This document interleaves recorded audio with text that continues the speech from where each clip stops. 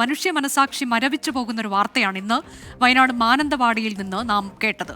നാട് കാണാനെത്തിയവർ നാട്ടുകാരനായ ആദിവാസി യുവാവിനെ ക്രൂരമായി മർദ്ദിക്കുകയും റോഡിലൂടെ വലിച്ചിഴയ്ക്കുകയും ചെയ്തു. മദ്യലഹരിയിലായിരുന്ന യുവാക്കളുടെ ക്രൂരമർദ്ദനത്തിൽ പരുക്കേറ്റ കൂടൽക്കടവ് സ്വദേശി മാതൻ ചികിത്സയിലാണ്. വലിച്ചുകൊണ്ട് പോയപ്പോൾ ഇവിടുത്തെ തൊലിയെല്ലാം കൂടി പോയി, കാലിൻ്റെ ഉപ്പിറ്റി രണ്ടുമില്ല, അതെല്ലാം കൂടി മുറിച്ച് കളഞ്ഞു. പിന്നെ കൈ ഡോറിൽ കൂടി കൈയും പോയി, ഒക്കെ വരഞ്ഞു അല്ലേ? ഇവിടെ ഒന്നും ഇട്ടുമില്ല തൊലി, പുറത്ത് മുഴുവൻ. വീട്ടിൽ പുറത്തല്ല, ഇവിടെ മാത്രം. ഇങ്ങനെ തൂങ്ങി പിടിച്ചോണ്ട് ഒരിക്കൽ കൊണ്ട് പോയതല്ല, ടാറിൻ്റെ അന്നേരം തൊലിയൊക്കെ കൂടി പോയി. അവരങ്ങോട്ട് ഈ കുളിക്കാൻ വേണ്ടി വന്നവരാ. അവിടെ എന്ത് ചൊറ ഉണ്ടാക്കിയിട്ട് ഇങ്ങോട്ട് വന്ന ഞാനും ഇവന്മാരെല്ലാം കൂടി അവിടെ ഉണ്ടായിരുന്നു. ഞാൻ ഇവന്മാരെ എന്താ പറ്റുന്ന ഓർത്ത് ഞാൻ ചോദിക്കാൻ വേണ്ടി പോയതാണ്. ചോദിച്ചുമില്ല, അന്നേരത്തിന് ഡോർ കൂട്ടി അടച്ചേച്ച് എന്നിട്ട് അടിച്ചതൊന്ന് പോയി. നിർത്തം നോർമൽ നിർത്തി. ടൂറിസ്റ്റുകൾ തമ്മിലുള്ള വഴക്കും അസഭ്യവർഷവും അതിര് വിട്ടപ്പോൾ ഇടപെട്ടതിനാണ് മാതനെ ക്രൂരമായി മർദ്ദിച്ചത്. അക്രമി സംഘം സഞ്ചരിച്ച കാർ പോലീസ് കസ്റ്റഡിയിലെടുത്തിട്ടുണ്ട്. കണിയാമ്പറ്റ സ്വദേശി അർഷിദും സുഹൃത്തുക്കളായ 3 പേരുമാണ് കേസിലെ പ്രതികൾ. ഇവർക്കായി പോലീസ് തെരച്ചിൽ ഊർജിതമാക്കിയിട്ടുണ്ട്. മാനന്തവാടി പോലീസ് സ്റ്റേഷന് മുന്നിൽ നിന്ന് രാഹുൽ സുരേഷ് വിശദാംശങ്ങളുമായി. രാഹുൽ, ഇതിലിപ്പോൾ ഏറ്റവും ഒടുവിലായി ഇവരാരൊക്കെയെന്ന് തിരിച്ചറിഞ്ഞിട്ടുണ്ട്. അങ്ങനെ ചില സംഭവവികാസങ്ങൾ നടക്കുന്നുണ്ട്, അതിലേക്ക് എത്താം. അതിനു മുൻപായി ഇന്ന് ഈ സംഭവം എന്താണ് അവിടെ ഉണ്ടായത് എന്നതാണ്. മാതൻ പറഞ്ഞത് അവിടെ അവർ തമ്മിൽ ചില വഴക്കുണ്ടായിരുന്നു. അപ്പോൾ അങ്ങോട്ടേക്ക് ചെന്നതാണ് താൻ. അത് പറഞ്ഞു തീർക്കാൻ പറ്റുമോ എന്ന് അന്വേഷിച്ച് ചെന്നതാണ്. ആ സമയത്ത് ചെന്നപ്പോൾ മുതൽ തുടങ്ങിയ ക്രൂരമായ മർദ്ദനം എന്താണ് മാതൻ പറഞ്ഞത്? അനുജ, നാടിന് മാനക്കേടായ സംഭവം ഇന്നലെ വൈകിട്ട് 5 മണിയോടെയാണ് കൂടൽക്കടവിൽ സംഭവിക്കുന്നത്. അതായത് കൂടൽക്കടവിൽ ചെക്ക് ഡാം കാണാൻ എത്തിയതായിരുന്നു വിനോദസഞ്ചാര ഈ സംഘങ്ങൾ. 2 സംഘങ്ങൾ തമ്മിൽ ആദ്യം വാക്കേറ്റം ഉണ്ടാവുന്നു. ഈ വാക്കേറ്റം കയ്യാങ്കളിയിൽ കലാശിക്കുകയാണ്. ഇതിനിടയിലാണ് ഈ പ്രശ്നം ചോദ്യം ചെയ്യാൻ, ഈ പ്രശ്നത്തിൽ ഇടപെടാൻ മാതൻ അവിടെ എത്തുന്നത്.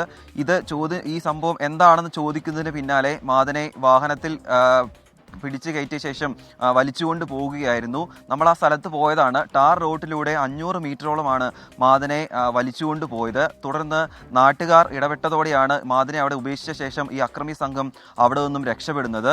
ഈ വാക്കുതർക്കമുണ്ടായ മറ്റൊരു സംഘം ഫോണിൽ ചിത്രീകരിച്ച ദൃശ്യങ്ങളാണ് ഇപ്പോൾ നമ്മൾ കണ്ടത്. അതിനുശേഷമാണ് ഈ പുറം ലോകത്തേക്ക് ഈ സംഭവം പുറത്തേക്ക് വരുന്നത്. ഇന്ന് രാവിലെയാണ് പുറം ലോകത്തേക്ക് ഈ സംഭവം വരുന്നത്. ഇന്നലെ രാത്രി തന്നെ പോലീസിൽ പരാതി ലഭിക്കുകയും ഇതുമായി ബന്ധപ്പെട്ട അന്വേഷണം ആരംഭിക്കുകയും ചെയ്തിരുന്നു. ഈ നാട്ടുകാരൊക്കെ പറയുന്നത് മദ്യപിച്ച ശേഷം ഈ പുറത്തു നിന്നുള്ള ആളുകൾ ഈ മേഖലയിലേക്ക് എത്തുന്നത് വ്യാപകമാണ് എന്നാണ് പറയുന്നത്.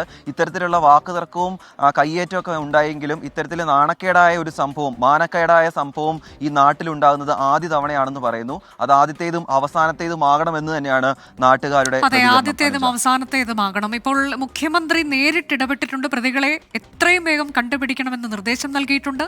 പ്രതികളെ തിരിച്ചറിഞ്ഞു, കാർ കണ്ടെത്തി. അപ്പോൾ ഈ പ്രതികളിലേക്ക് വളരെ വേഗം തന്നെ എത്തുമെന്ന സൂചനയാണോ നമുക്ക് ലഭിച്ചത്, രാഹുൽ? അനുജ, മുഖ്യമന്ത്രിയുടെ ഓഫീസിന്റെ ഇടപെടൽ ഉണ്ടായതോടെ ഈ കേസിന്റെ അന്വേഷണ രീതി തന്നെ മാറിയിരിക്കുകയാണ്. ഇന്ന് രാവിലെ നമ്മൾ ഈ വാർത്ത പുറത്തുവിട്ടതിന് പിന്നാലെയാണ് ഈ കേസ് അന്വേഷണത്തിൽ വലിയ പുരോഗതി ഉണ്ടായത്. നമ്മളിപ്പോൾ ഉള്ളത് മാനന്തവാടി പോലീസ് സ്റ്റേഷന് മുന്നിലാണ്. ക്രൂരകൃത്യം നടത്തിയ കാർ ഇതാണ് അനുജ. KL 52HA8733 എന്ന ചുവന്ന കളറിലുള്ള സെലേറിയോ വാഹനമാണ് ഈ അക്രമം ഉണ്ടായത്. ഇന്നലെ ഇത് സംബന്ധിച്ച ഈ വാഹന നമ്പർ ഉൾപ്പെടെ പുറത്തു വന്നിരുന്നു. പക്ഷേ ഈ വാഹനം കണ്ടെത്താൻ കഴിഞ്ഞിരുന്നില്ല. കുറ്റിപ്പുറം സ്വദേശി ആയിട്ടുള്ള മുഹമ്മദ് റിയാസിന്റെ പേരിലാണ് ഈ വാഹനമുള്ളത്. മുഹമ്മദ് റിയാസിന്റെ തന്നെ ബന്ധുവായിട്ടുള്ള കണിയാമ്പറ്റ സ്വദേശി അർഷിദാണ് ഇന്നലെ ഈ അക്രമ സംഘത്തിൽ ഉണ്ടായിരുന്ന 1ാം പ്രതി. അർഷിദിന്റെ സുഹൃത്തുക്കളുമായ 3 പേരാണ് ഈ അക്രമത്തിന് പ്രതികളായതെന്നാണ് പോലീസ് ഈ ഘട്ടത്തിൽ പറയുന്നത്. അനുജ മുമ്പ് സൂചിപ്പിച്ച പോലെ തന്നെ മുഖ്യമന്ത്രിയുടെ ഓഫീസ് ഈ വിഷയത്തിൽ ഇടപെട്ടതോടെ പ്രതികളെ പിടികൂടാനായി സ്ക്വാഡുകളായി തിരിഞ്ഞുകൊണ്ടുള്ള ഒരു അന്വേഷണമാണ് മുന്നോട്ട് പോകുന്നത്. ഇന്ന് വൈകിട്ടോടുകൂടി തന്നെ ഈ 4 പ്രതികളെയും കണ്ടെത്താനാകുമെന്നാണ് പോലീസ് പറയുന്നത്. 4 പ്രതികളെയും പോലീസ് തിരിച്ചറിഞ്ഞിട്ടുണ്ട്. ഈ വാഹനത്തിന്റെ ഈ ഇടത് സൈഡിലെ ഡോറിൽ കൈ കുരുങ്ങുകയായിരുന്നു. ഈ ഡോറിൽ കുരുങ്ങിയ ശേഷമാണ് മാതനെ 500 മീറ്ററോളം വലിച്ചിഴച്ച് കൊണ്ടുപോയത്. ഇടത് കൈയുടെ തള്ളവിരൽ ഈ ഡോറിന്റെ ഇടയിൽ കുരുങ്ങി. അങ്ങനെ ഈ വിരൽ പൊട്ടൽ പറ്റുകയും ചെയ്തിട്ടുണ്ട്. അങ്ങനെ 500 മീറ്റർ പോയത് ഈ വാഹനത്തിൽ കുരുങ്ങിയ ശേഷമാണ് പോയത്. ഇന്ന് വൈകിട്ടോടുകൂടി തന്നെ ഈ മുഴുവൻ പ്രതികളെയും കസ്റ്റഡിയിലെടുക്കാൻ കഴിയുമെന്ന പ്രതീക്ഷയിൽ തന്നെയാണ് ഇപ്പോൾ പോലീസ് ഉള്ളത്. മാനന്തവാടി CIയുടെ നേതൃത്വത്തിലാണ് അന്വേഷണം മുന്നോട്ട് പോകുന്നത്. ഇന്ന് രാവിലെ നമ്മൾ വയനാട് SP-യുമായി സംസാരിച്ചിരുന്നു. അദ്ദേഹം പറയുന്നതനുസരിച്ച് ഈ പ്രദേശത്തെ മുഴുവൻ CCTV-കളും പോലീസ് ശേഖരിച്ചു. അതോടൊപ്പം തന്നെ ഈ വാഹന നമ്പർ കേന്ദ്രീകരിച്ചുകൊണ്ടുള്ള അന്വേഷണമായിരുന്നു മുന്നോട്ട് പോയിക്കൊണ്ടിരുന്നത്. എന്തായാലും ആ അന്വേഷണത്തിനൊടുവിലാണ് ഈ പ്രതികളുടെ വീടിന് സമീപത്ത് നിന്നും ഉപേക്ഷിച്ച നിലയിൽ ഈ വാഹനം കണ്ടെത്തിയിട്ടുള്ളത്. പുൽപ്പള്ളിയിൽ ഇന്നലെ വൈകിട്ടോടുകൂടി ഈ വാഹനം എത്തിയിരുന്നുള്ള ചില വിവരങ്ങൾ കിട്ടിയിരുന്നു. അതോടുകൂടി തന്നെ വയനാട് വിട്ട് പ്രതികൾ പോയിട്ടില്ല എന്ന നിഗമനത്തിലാണ് ഉള്ളത്. രാഹുൽ, ഈ വിനോദസഞ്ചാരികൾ എന്ന് പറഞ്ഞ ആളുകൾ ഡാം കാണാൻ എത്തിയതാണല്ലേ? അവർ മദ്യലഹരിയിലായിരുന്നു? അങ്ങനെ എന്തെങ്കിലുമൊക്കെ സംശയമുണ്ടോ? ഇത് കണ്ടു നിന്ന ആളുകളുണ്ടോ, അതായത് ദൃക്സാക്ഷികൾ?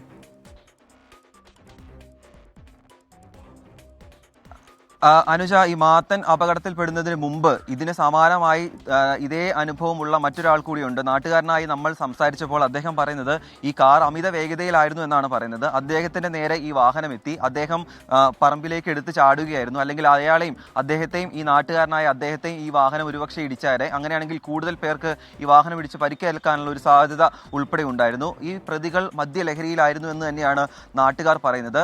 ആ സംഭവ സ്ഥലത്ത് എത്തിയപ്പോൾ മുതൽ നാട്ടുകാരുമായും മറ്റ് വിനോദസഞ്ചാരികളുമായും വാക്ക് തർക്കത്തിൽ ഏർപ്പെടുകയും അവിടെ ഉണ്ടായിരുന്ന നാട്ടുകാരെ അസഭ്യം പറയുകയും ചെയ്തിരുന്നു.